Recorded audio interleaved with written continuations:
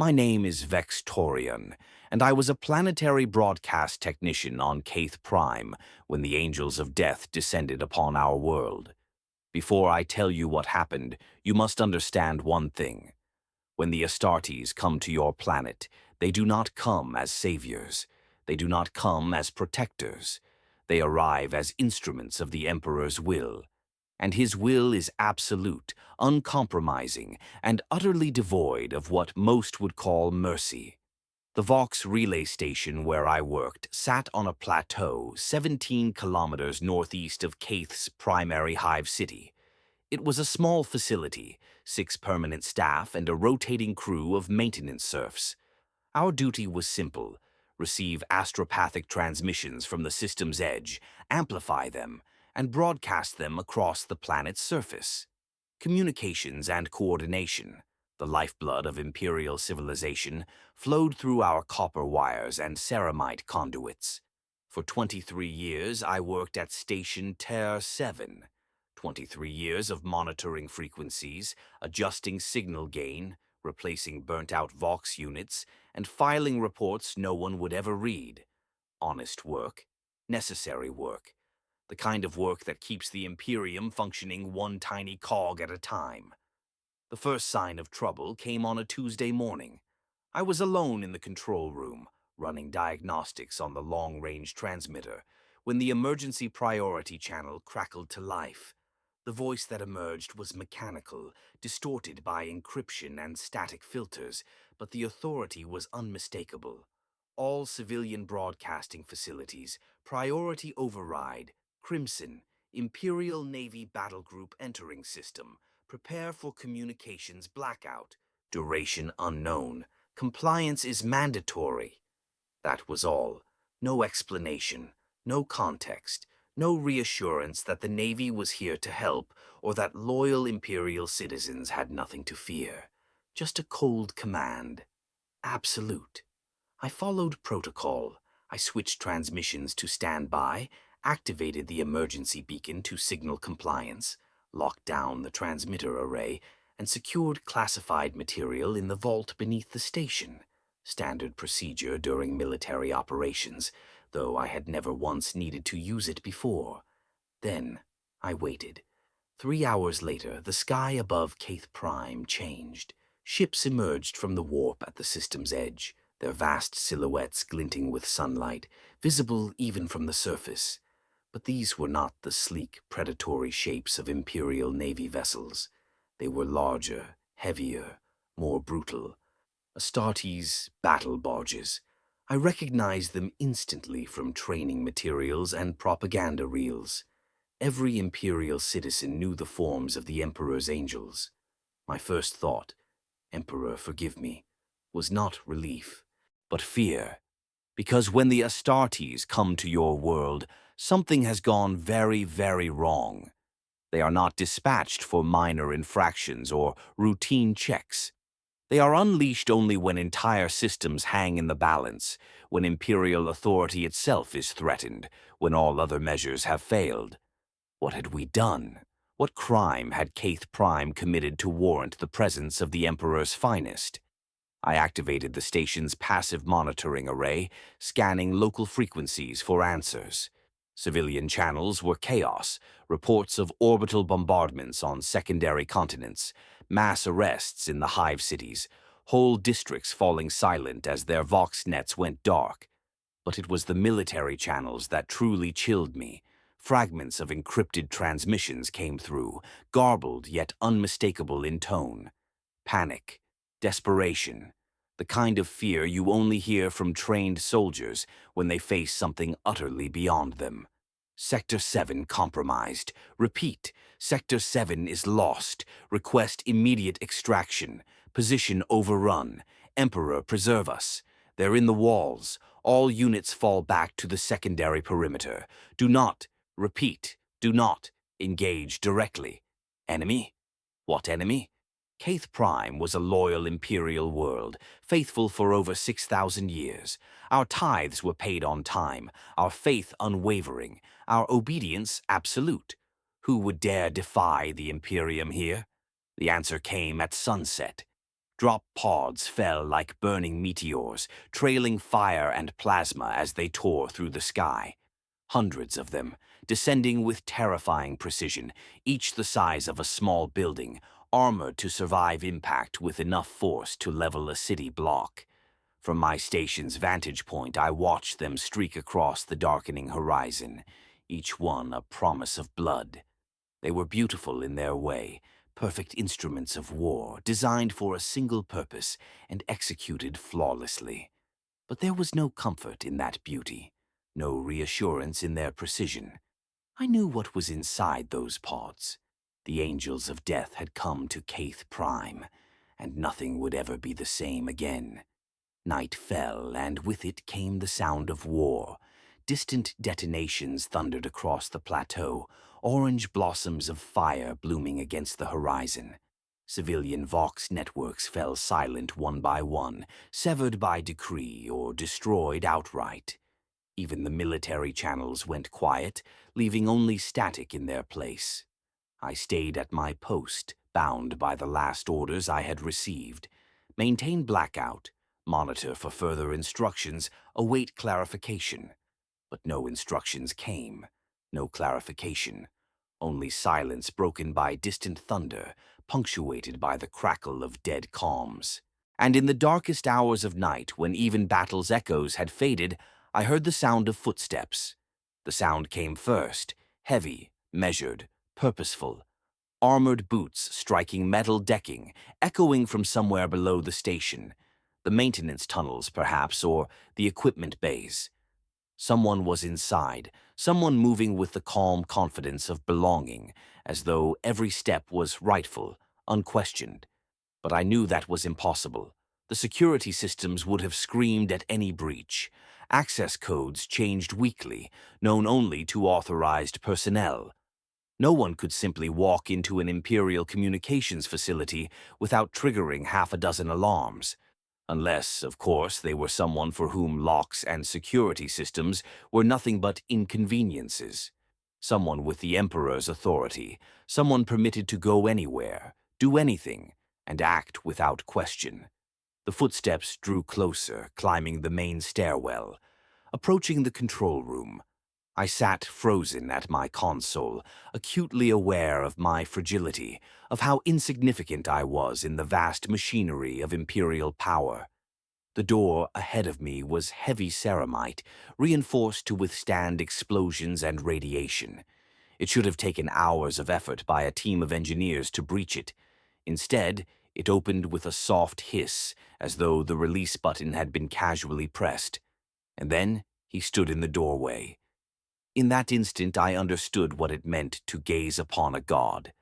Space Marines are not human, at least not anymore. Whatever they once were, their transformation had made them something else entirely. Larger, stronger, perfected, and utterly terrifying. The warrior who entered stood nearly 3 meters tall, his immense form wrapped in power armor that hummed with restrained energy. The suit itself was both art and function, its plates and joints crafted with millennia of refinement, built solely for war. The deep blue and bone-white heraldry marked him clearly. Ultramarines, exemplars of what Astartes were meant to be. If any of the Emperor's angels could be trusted to show restraint, it should have been them. That thought should have been comforting. It wasn't. His helmet was a mask of intimidation, lenses glowing with cold light that seemed to pierce beyond flesh and bone into the soul. When his gaze turned on me, my chest tightened as though my heart had forgotten its rhythm. "Vextorian," he said. His voice rolled out like distant thunder through the Vox grill. Perfect pronunciation, devoid of emotion, carrying absolute authority. Planetary broadcast technician. Classification, 7 Delta Prime. Age, 47 Terran years. Service record, clean. Loyalty rating, acceptable. He knew me. Not just my name, but my entire history. Details buried in administrative archives, recalled as easily as if they'd always been his to command. The weight of that knowledge settled on me like a burial shroud. "My lord, I managed to whisper, my voice shaking. Every imperial citizen is drilled from birth to show respect, to display deference, to offer unquestioning obedience to those who serve the Emperor more directly than we ever could. He stepped fully into the room, and the space seemed to shrink around him. The monitors, the comms panels, all looked like toys beside his presence. The floor plates groaned under his weight. Servo motors whirred as his armor adjusted. "You have maintained operational security during the current military action," he said, eyes still locked on me. "This compliance is noted and appreciated." Appreciated, as though obeying orders was optional, something worthy of thanks instead of expected duty. The disconnect was surreal. "Thank you, my lord," I replied, because what else could I say? What words existed when a living legend, a warrior who shaped the fate of entire sectors, acknowledged you? He moved to one of the consoles, manipulating controls with a precision that startled me. His massive gauntlets touched the keys with practiced ease, more familiar with this equipment than I was, despite my 2 decades of service. "The enemy has been neutralized," he said at last, scanning orbital traffic and comms displays. Resistance was more extensive than initial intelligence suggested, but within acceptable parameters for containment and elimination. Enemy. That word again. On my world. Among my people. People I may have worked beside, eaten meals with. My lord, what enemy? The words slipped from my mouth before I could stop them. The reflex of 23 years of habit. Questions born from curiosity about the information flowing through my station. And the moment they escaped, I realized my mistake. It was not my place to question the Emperor's angels. The Space Marine turned his gaze on me once more, the weight of his attention pressing down like a physical force. For long seconds he said nothing. I feared those might be the last moments of my life. Finally, he spoke. Genestealer cult, 4th-generation hybrids, approximately 60% of the planetary population. Infiltration began nearly 3 centuries ago. Accelerated breeding patterns and coordination indicated imminent planetary uprising. The word struck me like a hammer blow. 60%, 3 centuries, genestealers, the terror whispered of in every loyal imperial citizen's nightmares, creatures that could infect the body, warp human genetics, and twist entire generations into thralls who looked human but served alien masters absolutely. Perfect infiltrators, perfect corruptors. They could spread through families, through communities, until whole worlds fell without ever realizing it. And they had been here, on Caith Prime, for 300 years. Long enough to infest generations, long enough to climb through every level of our society, every institution, every family. 60% of the population, my neighbors, my colleagues, the people I bought groceries from, the mechanics who fixed my ground car, the administrators who processed my reports. 3 out of every 5 people I had ever met had been infected, reshaped into something that only looked human. And I had never known, never suspected, never even imagined. How? I asked, this time not caring how presumptuous it sounded. How did they hide it so well? How could they infiltrate so deeply without anyone noticing? The Space Marine paused in his work. His helmet turned toward me with mechanical precision, that same feeling of being examined, measured against a standard I couldn't hope to understand. "They did not hide," he said at last. "The signs were there, subtle changes in behavior, slight shifts in biochemical markers, irregular birth rates in certain districts. The data was collected, analyzed, reported. The threat was identified and classified for elimination. Identified, classified, as if the corruption of an entire world was nothing more than an administrative task to be filed away." His calm, almost casual tone was more chilling than rage could have ever been. "But we didn't know," I protested. "The population, I mean. We weren't warned. No one told us to watch for signs or report suspicions or take precautions. Correct, he replied. Public awareness of genestealer infiltration would have accelerated their timetable, forcing premature action. The cult would have hidden deeper, made themselves harder to identify and eliminate. Instead, they were allowed to operate openly, while their leadership, breeding facilities, and communications were fully mapped and recorded. Allowed to operate, allowed to spread, while loyal citizens lived their lives in ignorance. My hands trembled against the console as the truth sank in. We had been bait, all of us, the uninfected population of Caith Prime, used as living bait to draw the genestealers into the open. The Imperium had known. They had watched. For Emperor knows how long. They had tracked the infestation, observed it growing, corrupting, spreading. And all that time they had said nothing, waiting for the right moment to act. How many had died because they were not warned? How many had been infected who might have been saved if they had known what to look for? How many families had been destroyed while Imperial agents calmly took notes? The uninfected population.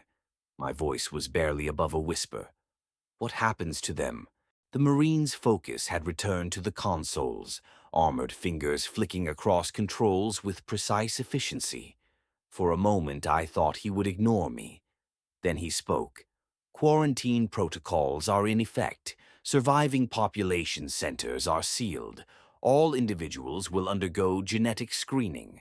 Those confirmed free of taint will be relocated to appropriate facilities for processing and reassignment. Processing. Reassignment. More clinical words masking the destruction of lives. Homes abandoned, families torn apart, communities scattered across the galaxy if they were fortunate enough to survive quarantine at all. If the tests worked, if the screenings were merciful, if they survived overcrowded camps and inevitable shortages. I thought of my apartment in the Hive City, my little shelf of books, the old recordings of music, the photographs of my parents, gone these 15 years. The rooftop garden I had tended stubbornly, coaxing vegetables and flowers to life beneath the artificial light. All of it gone. Even if I survived what came next, I would never see it again. Never sit in my chair, never walk my familiar streets. The Space Marine finished his task and turned back to me, his helmet lenses fixed on my face with that mechanical precision, weighing and measuring me once again. You will remain at your post, he said. Communications networks will be restored in phases as sectors are cleared. Your assistance will be required to coordinate transmissions between orbital command and ground elimination teams. Elimination teams. Such a clean word for what was happening outside. The systematic hunting and killing of the infected. Space Marines and their support moving block by block, settlement by settlement, wiping out entire families in the name of the Emperor. Yes, my lord, I answered, because what else could I possibly say? Refuse? Run? Where would I go? On this world, 60% of the population had been revealed as alien, and the rest were herded into camps like cattle. The Marine's tone shifted, subtle but commanding. One more thing. You will not speak of this conversation. Not to Imperial personnel, not to the elimination teams, not to the processing staff when you are eventually moved into quarantine. The details of this operation are classified far above your clearance. I understand, my lord. Do you? He asked. His voice had changed, not anger, but a cold intensity that made the hairs on my neck rise. Do you truly understand what you've witnessed here? What you've learned? I thought about that. Really thought about it, and I realized I did understand. More than I wanted to, more than was safe or sane to admit. I understood that the Imperium had known about the genestealer infestation on Caith Prime for decades, perhaps centuries, and had done nothing to warn us. I understood that millions of innocents had been sacrificed as part of some larger strategic calculation. Their lives were weighed, measured, and deemed acceptable losses to gather intelligence and prepare for extermination. I understood that the Space Marine before me had likely overseen such operations dozens, perhaps hundreds of times, that his calm clinical detachment came not from cruelty, but from long experience with decisions on the scale of civilizations. And I understood that to the Imperium, to the Emperor's angels, to those who thought in terms of species survival, this was the right choice, the only choice, the necessary choice. Genestealers were not an enemy you simply defeated. They were a plague, a corruption that spread like rot through flesh, through bloodlines, through whole cities.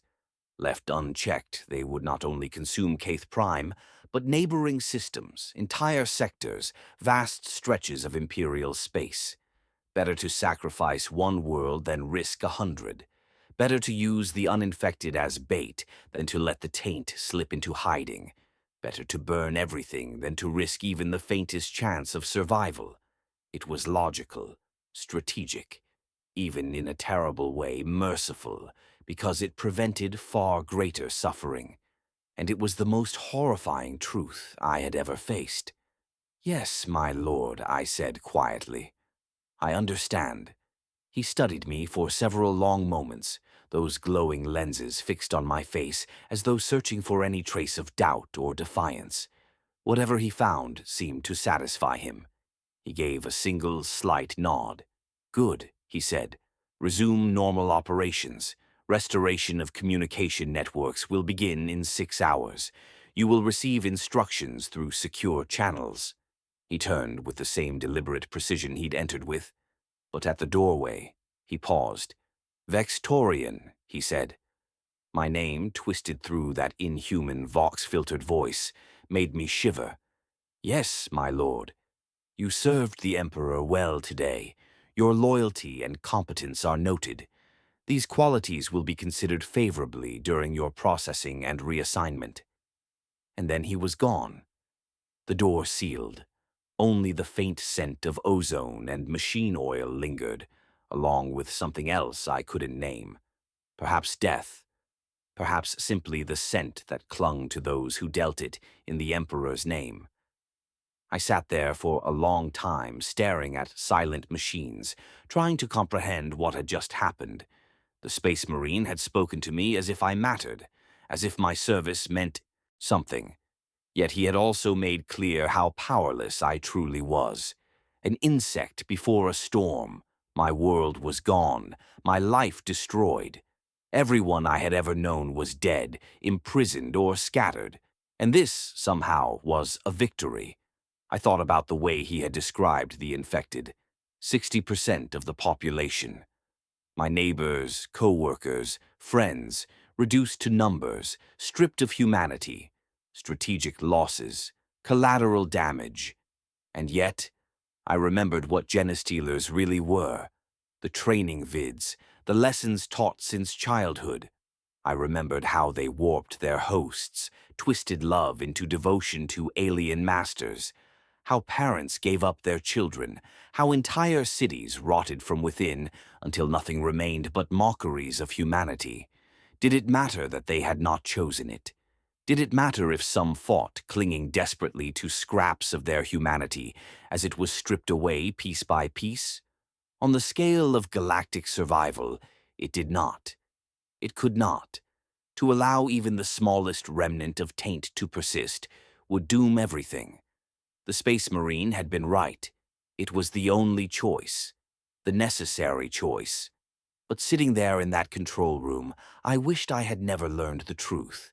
That I could have stayed ignorant, just another civilian maintaining his post, never glimpsing the machinery of extinction that kept the Imperium alive. Because now I knew what it cost. What sacrifices were deemed acceptable, what prices were paid in silence. And I knew that tomorrow I would return to my post and help coordinate the communications that would carry out more operations like this, on other worlds, against other people, because that was my duty. my small part in the endless struggle to keep humanity alive in a galaxy built to devour us. The Space Marine had called me loyal, competent, noted my service as if it mattered. Most Imperial citizens would have considered such recognition an honor, a blessing, proof their lives had meaning. But to me it felt like a curse, a burden heavier than I could bear. I would carry this burden for whatever remained of my life, knowing the truth, seeing the galaxy as it truly was rather than how I had once believed it to be. But I would carry it because the alternative was to reject everything I had ever been taught about duty, loyalty, and service. To deny it would have made me something less than human, even if that corruption was philosophical rather than genetic. The equipment around me hummed with quiet electronic life, waiting for the signal to resume normal operations. In 6 hours, the networks would come back online, and I would return to my work, receiving transmissions, amplifying signals, routing communications across the planet, helping the Emperor's servants do what needed to be done, no matter the cost in human lives or innocence. Because that was what it meant to be human in the 41st millennium. To serve, to obey, to accept any sacrifice demanded in the name of survival, and to never forget that there were horrors in the galaxy so great that any price was worth paying to keep them at bay. Even the price of your own world, your own people, your own soul. The hours dragged after the Space Marine left. I remained at my post, monitoring silent frequencies, waiting for the signal. The control room felt altered, smaller somehow, as if the presence of something so far beyond human experience had warped its very dimensions. Outside, the sounds of battle had dwindled to distant echoes, like thunder from a storm retreating beyond the horizon. Yet I knew the silence was a lie. The Space Marines and their elimination teams were still out there, sweeping through the cities and settlements of Caith Prime with methodical precision, identifying and eradicating the Genestealer infected. I tried not to dwell on what dealing with truly meant. I tried not to picture familiar faces and wonder which of them had been carrying alien corruption without my knowledge, which of them now lay classified as enemies of mankind. But the thoughts came unbidden. Mrs. Hawke, the grocer near my apartment, who always remembered my preferences and set aside the best produce, had there been something alien lurking behind her warm smile? Yorick, the young technician who had worked beside me for 3 years before transferring to the Hive City, had his eagerness been his own, or was it devotion bred into him by alien masters? The possibilities spread through my memories like a cancer, tainting everything. How many conversations, how many acts of kindness had been nothing more than manipulations of a creature that wore a human face? The paranoia gnawed at me, eating away at every foundation of trust and community that made life livable, and I realized that was the Genestealer's true weapon. Not just their infection, but the fear and suspicion that lingered even after. The recognition of the trap didn't make it easier to resist. Knowledge wasn't the same as escape, especially when the trap was buried in your own mind. A soft chime broke through my brooding. The first priority transmission in nearly 12 hours, carrying Imperial authentication codes. I activated the systems, ready to receive whatever orders followed. Station Ter 7, this is Fleet Command Control. Resume normal operations per previous instructions. Communications blackout is lifted effective immediately. Stand by for priority routing assignments. The voice was human, brisk, professional. Somehow, after the Space Marine, that simple humanity was comforting. Likely a Navy officer speaking from orbit. I followed procedure, activating the transmitter array and bringing the networks back online. Status lights flickered from red to amber to green as systems synchronized with the planetary grid. Within minutes, data streams filled my screens, routing tables, transmissions, all the indicators of a functioning hub. But the traffic was different now. not the familiar blend of civilian, commercial, and minor administration. Almost all of it was military, tactical reports, resource allocations, personnel transfers. This wasn't the routine hum of a planetary government. It was the voice of an occupying force. Because that was what Caith Prime had become, not conquered by xenos, but occupied by its own defenders, after the revelation that most of its people had never truly been human. Scrolling through the transmissions, I saw the scale of what had happened in the night. Requisitions for medical supplies to quarantine camps holding hundreds of thousands. Transportation schedules for moving detainees to processing centers. Casualty reports listing numbers so vast they felt like census data rather than battlefield statistics. The purge had been thorough, horrifyingly thorough. Then a new transmission arrived, marked with codes I had never seen before. Deep encryption, the kind reserved for secrets so sensitive they could destabilize entire sectors if revealed. Station Ter 7. Prepare to receive routing assignment for secure communications network. Classification level, Obsidian. Compliance mandatory. Level Obsidian. I had heard of it only in training. Security clearance so rare most never even knew it existed. The data burst through in encrypted streams, bypassing my normal monitors entirely. When it finished, my console displayed a new network configuration, one that connected my modest relay station directly to the Imperium's most secure channels. Naval intelligence, inquisitorial hubs, even private Astartes chapter lines coordinating across entire star systems. I was no longer merely a planetary broadcast technician. I had been conscripted into something much larger. My station had become a vital node in the vast network of information and coordination that made Imperium-wide military operations possible. Now I was part of the machine that planned and executed purges across the galaxy, wherever genestealer infestations, or other threats to humanity's survival, were found. The irony struck me hard. By surviving the purge of my own world, by proving my loyalty and competence to the space marine who had judged me, I had earned the honor of helping unleash the same devastation on other populations. Entire worlds of ordinary people, guilty of nothing but living where enemies of humanity had taken root, would now face fire and steel because I kept the signals flowing. It was called an honor, a mark of trust, in the twisted logic of imperial service. My skills were deemed valuable enough to be preserved, not for myself, but for the defense of the species. Most citizens lived and died without ever knowing their lives carried meaning beyond their community.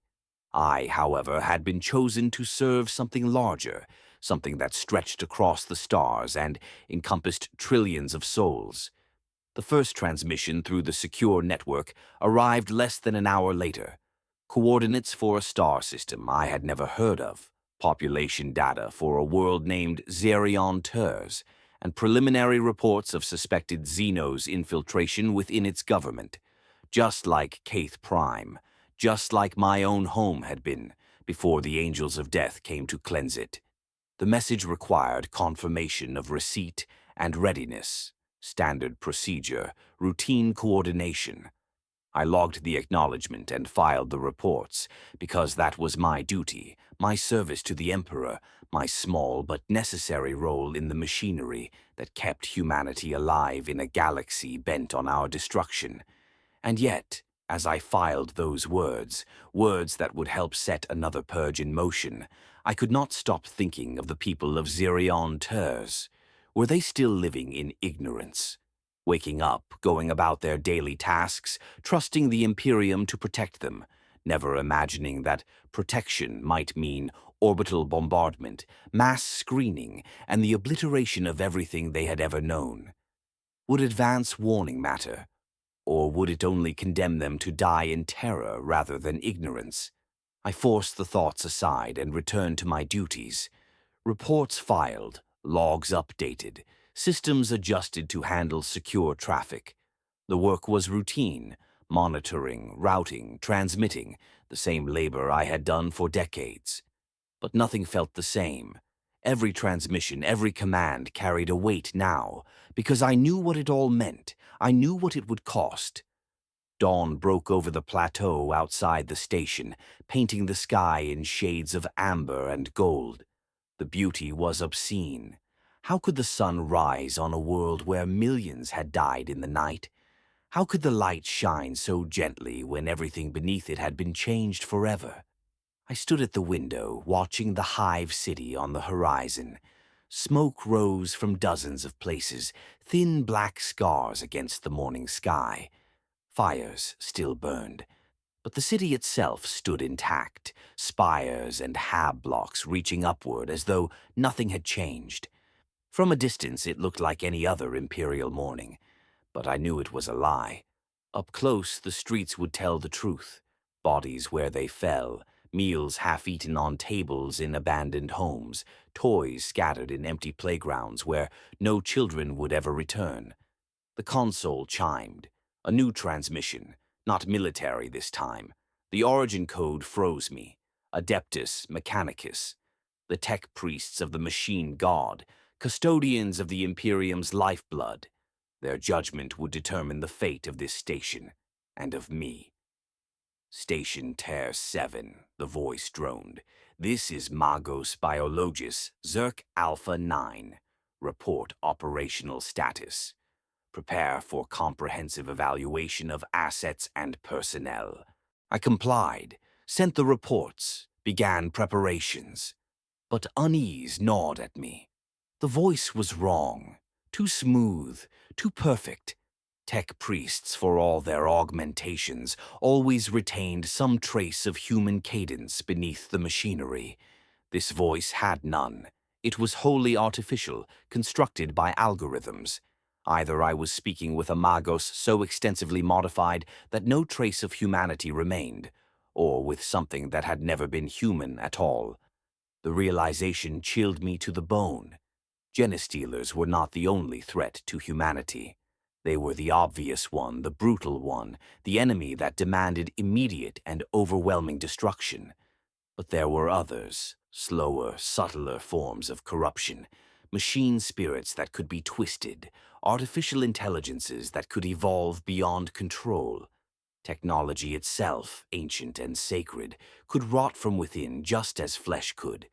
And if the Adeptus Mechanicus itself was compromised, if the guardians of our technology were infiltrated or corrupted by something alien, something artificial, then Caith Prime's purge might have been nothing more than the opening move in a far larger, darker war.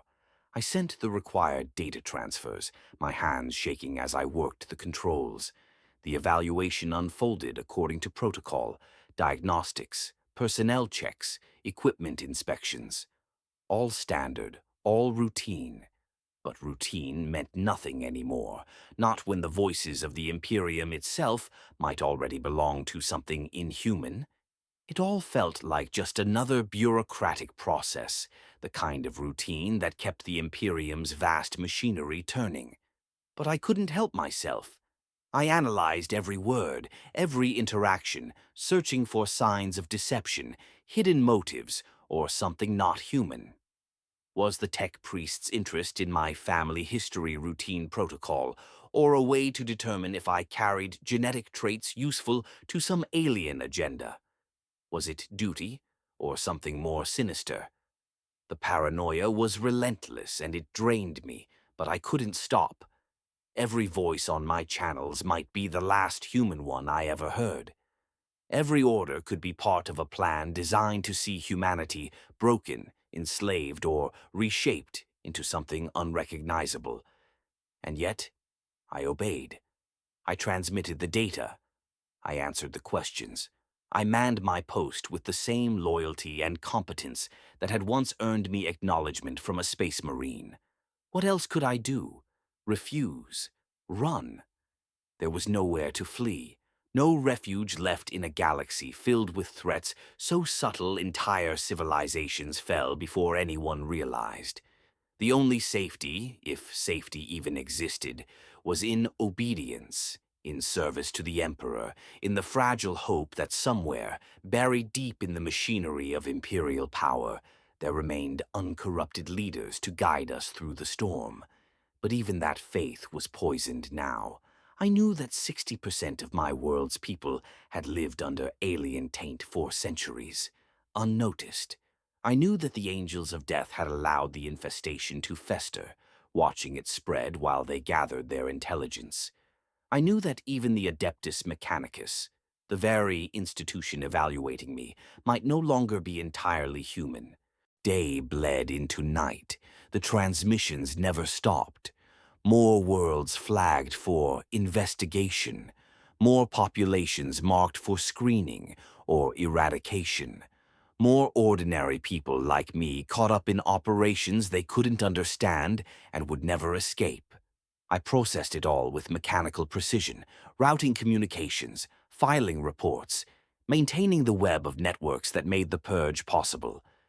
My role was small, but it was part of something so vast I could never truly grasp its purpose. And then, in the middle of a long, dead night, a message came through that dwarfed all the others. It was encrypted with codes far beyond my clearance. Yet, it appeared in clear text on my console, as if encryption itself meant nothing, as if the sender wanted me to read it. Vextorian, your service has been exemplary. Your loyalty has been noted.